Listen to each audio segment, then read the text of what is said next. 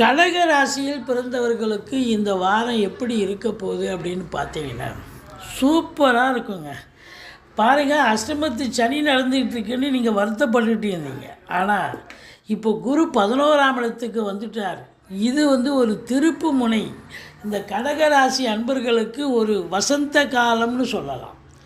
எப்போவுமே பிரச்சனைகளே சந்திச்சிட்டு இருந்தீங்க. அஷ்டமத்து சனி ரொம்ப பிரச்சனை. வீட்டில் சண்டை, வெளியில் சண்டை, எங்கே போனாலும் பிரச்சனை, வருமானத்தில் தடை, இப்படி பல பிரச்சனைகளை பார்த்தீங்க. ஆனால் இந்த வாரத்திலிருந்து கடகராசி அன்பர்கள் பொருளாதாரத்தில் ஒரு சுபீட்சத்தை பார்க்க போகிறீங்க. நல்ல பண வரவு, பொருள் வரவு இருக்க போது.